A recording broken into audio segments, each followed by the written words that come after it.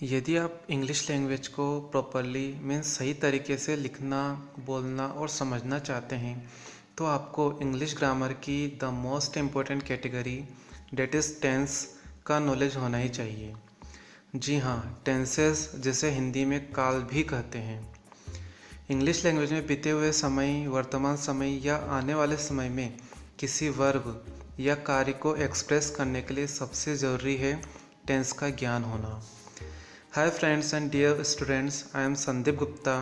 Heartily welcome to you all in my YouTube channel Innovate Me Next.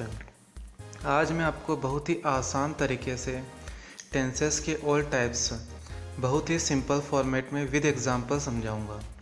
I hope you will surely, quickly and easily understand and learn tenses by this video. So let's move on. Dear friends and students, English में tense की simple सी definition है, that is tense is the time described by a verb and shown by its grammatical form. Means किसी समय में किसी verb या कार्य को निश्चित ग्रामेटिकल फॉर्म में एक्सप्रेस करने का तरीका टेंस है। टेंसेस के मेनली 3 टाइप्स होते हैं जो कि इस प्रकार है। First is past tense means बीता हुआ समय, second is present tense means वर्तमान समय and third is future tense means भविष्य में आने वाला समय। इंग्लिश में इन सभी टेंसेस के 4 टाइप्स और होते हैं जो कि है इंडेफिनाइट या simple tenses, continuous tenses, perfect tenses, perfect continuous tenses. आज हम प्रेजेंट, पास्ट और फ्यूचर टेंस के फर्स्ट टाइप इंडेफिनाइट या सिंपल टेंस को सीखेंगे। हर टेंस के टाइप में मैं आपको उसकी आइडेंटिफिकेशन मीन्स पहचान, यानी हिंदी में किस टाइप के वाक्य में उस टेंस को यूज़ करोगे, उसके बाद उस टेंस की हेल्पिंग वर्ब मीन्स सहायक क्रिया, देन फॉर्म ऑफ वर्ब यानी उस टेंस में वर्ब की कौन सी form, first form, second form, third form या आईएनजी फॉर्म में से कौन सी फॉर्म यूज़ होती है उसे हम जानेंगे। उसके बाद फॉर्मेट ऑफ सेंटेंसेस यानी इंग्लिश में उस पर्टिकुलर टेंस में डिफरेंट सेंटेंसेस को किस तरह से लिखते हैं या बोलते हैं, इसको हम विद एग्जांपल सीखेंगे। आइए देखते हैं प्रेजेंट टेंस की first type, that is present indefinite tense या सिंपल प्रेजेंट टेंस। इसकी आइडेंटिफिकेशन या पहचान है, हिंदी सेंटेंसेस एंड विद ता है, ती है, ताहूँ, ते हैं एक्सेट्रा। एग्ज़ाम्पल खाता हूँ, खाते हैं, खाती है, खाता है। मीन्स हिंदी के वाक्यों के अंत में यदि ता है, ती है, ताहूँ, ते हैं इस तरह से कुछ एंडिंग आती है, कुछ अंत आता है, तो वहाँ पे प्रेजेंट इंडेफिनाइट टेंस का यूज़ हम करते हैं। इसकी हेल्पिंग वर्ब डू और डज होती है। इसमें डू का यूज़ विद प्लूरल सब्जेक्ट्स जैसे I, you, we, they and plural nouns. एक बात ध्यान देने वाली है कि यहाँ पर आई प्लूरल नहीं है, बस आई में प्लूरल वाले रूल्स लगते हैं। और डज का यूज़ विद सिंगुलर सब्जेक्ट्स जैसे he, she, it and singular nouns के साथ होता है। फॉर्म ऑफ वर्ब इसमें first form of verb use होती है। इन सभी को हम जब आगे format of sentences and examples देखेंगे तो उसमें और अच्छे से समझ जाएंगे। तो चलिए आगे बढ़ते हैं फॉर्मेट ऑफ सेंटेंस की तरफ। Format of sentences means present indefinite tense में हिंदी के डिफरेंट वाक्यों को किस तरह से लिखते हैं और बोलते हैं, अब वो हम यहाँ पर समझेंगे। फर्स्ट इज़ अफर्मेटिव सेंटेंस, जिसको हिंदी में सकारात्मक वाक्य बोला जाता है। इसके 2 टाइप्स के फॉर्मेट होते हैं, सिंगुलर सब्जेक्ट के लिए अलग एंड प्लूरल सब्जेक्ट के लिए अलग।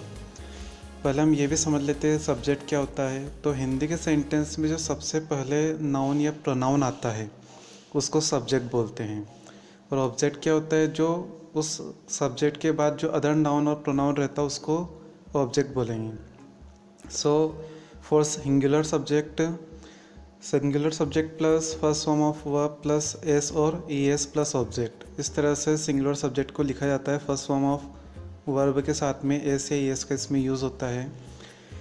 और प्लूरल सब्जेक्ट यदि हो तो वहाँ पे फर्स्ट फॉर्म आएगी ओनली और उसके बाद ऑब्जेक्ट का यूज़ होगा।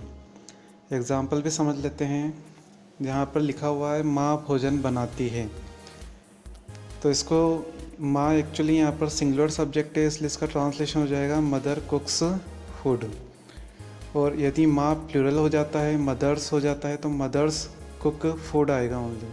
कुक में एस या एस नहीं लगेगा, बस कुक रहेगा यहाँ पे फर्स्ट फॉर्म। अब नेक्स्ट सेंटेंस देखते हैं इसका नेगेटिव सेंटेंस, जिसको हिंदी में नकारात्मक वाक्य बोलते हैं। इसका फॉर्मेट है subject plus do oblique does plus not plus first form of verb plus object. यहाँ पर नेगेटिव सेंटेंस में आपको जब भी नोट का यूज़ करना है तो ध्यान रखना है कि हमेशा हेल्पिंग वर्ब के बाद ही नोट का यूज़ होगा। फॉर एग्ज़ाम्पल, माँ भोजन नहीं बनाती है, तो उसको ट्रांसलेट इस तरह से करेंगे हम, mother does not cook food. Next sentence is interrogative sentence, जिसको हिंदी में प्रश्नवाचक वाक्य या क्वेश्चन भी बोलते हैं। इसका फॉर्मेट रहेगा, इसमें हेल्पिंग वर्ब को सब्जेक्ट से पहले लिख दिया जाता है। So here is do oblique does plus subject plus first form of verb plus object then question mark. For example, क्या माँ भोजन बनाती है, तो इसका ट्रांसलेशन हो जाएगा डज मदर कुक फूड। क्योंकि यहाँ पे मदर सिंगुलर है इसलिए यहाँ पे डस का यूज़ होगा। प्लूरल होता, मदर्स होता तो डू का यूज़ होता। Next sentence is interrogative plus negative sentence. Interrogative plus negative sentence में इसमें दोनों सेंटेंस को कंबाइन कर दिया जाता है, इंटरोगेटिव और नेगेटिव दोनों सेंटेंस। तो इस तरीके से इसका ट्रांसलेशन होता है। इसमें सबसे पहले डू ऑब्लिक डज आता है, then subject plus not plus first form of verb plus object then question mark.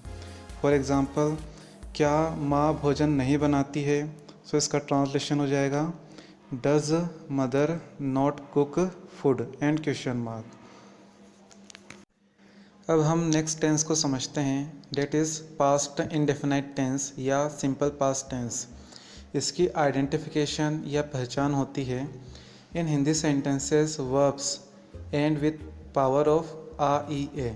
Means Hindi में जो वर्ब होती है, जिसको क्रियात्मक शब्द बोलते हैं, क्रिया शब्द बोलते हैं, उसकी जो मात्रा आती है अंत में, उसमें आ या ए की मात्रा आती है। फॉर एग्ज़ाम्पल, जैसे आना, आना में आ की मात्रा लगाएंगे तो आया हो जाएगा, ई की मात्रा लगाएंगे तो आई हो जाएगा, और ए की मात्रा लगाएंगे तो आई हो जाएगा। Okay, now next is helping verb. इसमें हेल्पिंग वर्ब डिड यूज़ होती है, and form of verb is second form of verb in affirmative sentence and first form of verb in other sentences. Means affirmative sentence में second form का use होता है, क्योंकि वहाँ पर हम did का यूज़ नहीं करेंगे affirmative, इसलिए वहाँ पर second form of verb का यूज़ करेंगे। और other sentences जैसे negative, interrogative, interrogative, इनमें हम first form of verb का यूज़ करेंगे।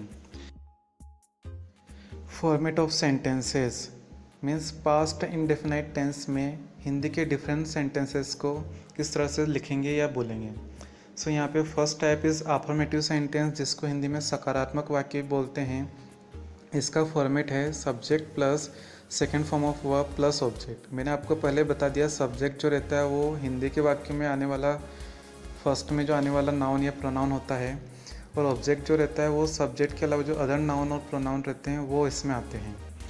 इसका एग्जाम्पल है माँ ने भोजन बनाया। अब यहाँ पे देख सकते हैं आप, बनाना इसमें बनाया हो गया है, यानी आ की मात्रा आ गई है पीछे, इसलिए यहाँ पर पास्ट इंडेफिनाइट टेंस का यूज़ हम करेंगे। इसका ट्रांसलेशन होगा mother cooked food. Cook verb है, उसकी सेकेंड फॉर्म होती है cooked. Second is negative sentence, जिसको हिंदी में नकारात्मक वाक्य बोला जाता है। इसका फॉर्मेट रहेगा, इसमें हेल्पिंग वर्ब के बाद नोट का यूज़ हो जाएगा। मैंने आपको पहले बता दिया, हेल्पिंग वर्ब के बाद नोट आता है नेगेटिव सेंटेंस में। Format is subject plus did plus not plus first form of verb plus object, and it's translation is माँ ने भोजन नहीं बनाया। The translation is mother did not cook food. Next is interrogative sentence, जिसको हम हिंदी में बोलते हैं प्रश्नवाचक वाक्य। इसका फॉर्मेट रहेगा, इसमें हेल्पिंग वर्ब सब्जेक्ट से पहले आ जाता है।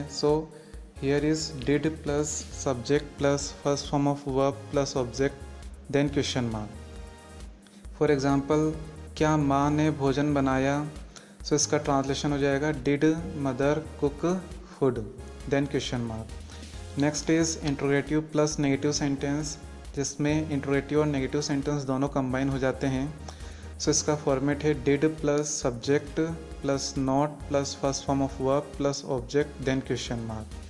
फॉर एग्जांपल, क्या माँ ने भोजन नहीं बनाया, सो इसका ट्रांसलेशन हो जाएगा did mother not cook food, then question mark. Okay, आइए अब समझते हैं next indefinite tense, that is future indefinite tense, जिसको हम सिंपल फ्यूचर टेंस भी बोल सकते हैं।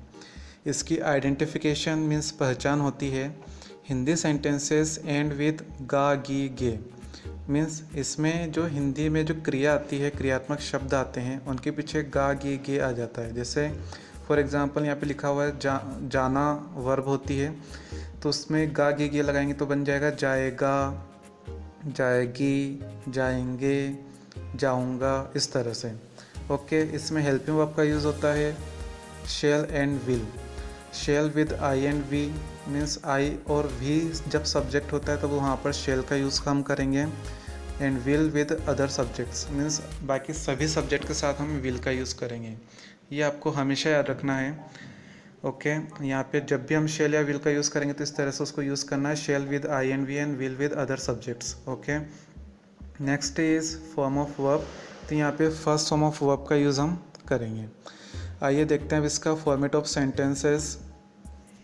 Format of sentences in future indefinite tense, means Hindi के जो डिफरेंट वाक्य रहते हैं उनको हम फ्यूचर इंडेफिनाइट टेंस में किस तरह से ट्रांसलेट करते हैं, अब वो हम यहाँ सीखेंगे।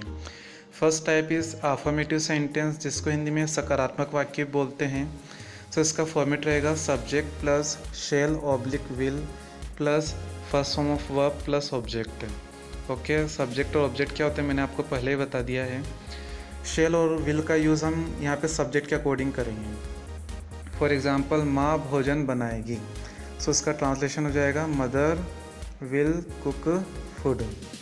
अब यहाँ पर जब अफर्मेटिव सेंटेंस बन जाता है तो उसके बाद नेगेटिव, इंट्रोगेटिव और इंट्रोनेगेटिव सेंटेंस बहुत सिंपल बन हो जाता है। नेगेटिव सेंटेंस में हम हेल्पिंग वर्ब के बाद नॉट लगा देंगे, तो उसका फॉर्मेट बन जाएगा subject plus shall oblique will plus not plus first form of verb plus object. For example माँ भोजन नहीं बनाएगी, सो इसका ट्रांसलेशन हो जाएगा mother will not cook food. Next is interrogative sentence, जिसको हिंदी में प्रश्नवाचक वाक्य बोलते हैं। इसमें हम हेल्पिंग वर्ब को सब्जेक्ट के आगे लिख देते हैं। So format is shall oblique will plus subject plus first form of verb plus object then question mark. For example क्या माँ भोजन बनाएगी, सो उसका ट्रांसलेशन हो जाएगा will mother cook food then question mark. Next is interrogative plus negative sentence, जिसको हम इसमें हम इंट्रोगेटिव और नेगेटिव सेंटेंस दोनों को कंबाइन कर देते हैं। सो इसका फॉर्मेट रहेगा shall oblique will plus subject plus not plus first form of verb plus object then question mark. इसका ट्रांसलेशन देख लेते हैं एग्जाम्पल के साथ में।